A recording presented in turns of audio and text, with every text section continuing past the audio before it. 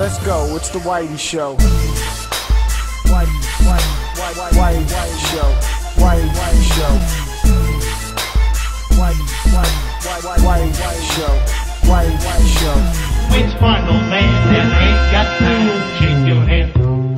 Get that side check, put it in pockets till I get back. Going downtown.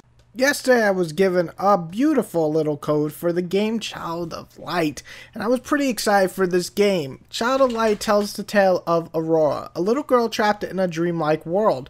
Without going into spoiler territory, while the story seems light and fun, which it is, it can also be pretty dark and moody, but not feeling forced in any way, which is a good thing. The gameplay section of the game contains a few puzzles, a little bit of platforming, but its highlight is definitely the turn-based fighting system, similar to a game like Grandia, if any of you Japanese RPG fans remember. Does a Western and a Japanese-style RPG mixed together actually work well? We're gonna find out. Which one, old man, that ain't got time to shake your head?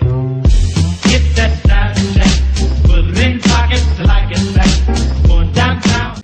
The positives are right in your face. The graphics and level design are superb, wonderfully drawn with lovely animation to boot. Using the engine from Rayman Legends and putting a more RPG fairy tale type setting just struck gold in my book.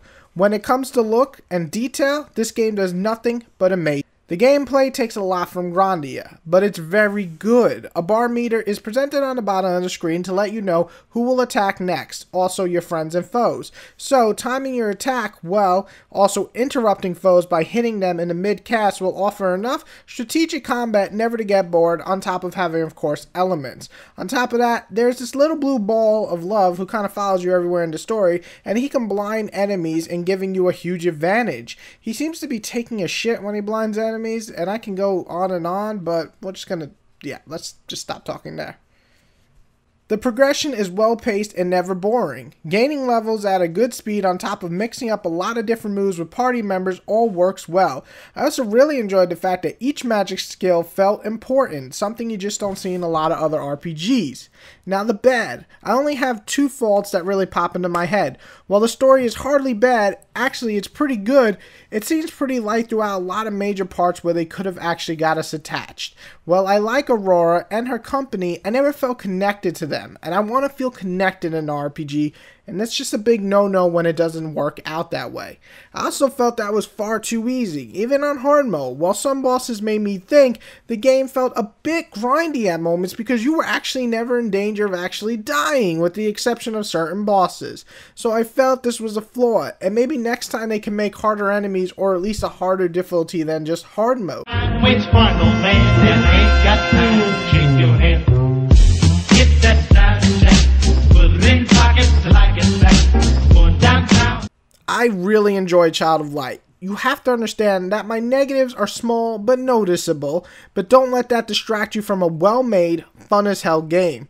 It has slow moments and the story could have been a bit better paced, but the amount of skills you get, the wonderful world you can explore, and the visuals alone prove it's a very well-made and beautiful game to look at. I give it an 8 out of 10, and I claim that it's a great game, with a few low points, but nothing to hinder it much. If you're an RPG fan and you love this art style, this game is screaming for you at $15. We go. I be kick back with my feet up. Got the feeling like you motherfuckers never gon' stop that. Not that, but I got that. And I'm chilling with the villain, and I bet you gon' pop that.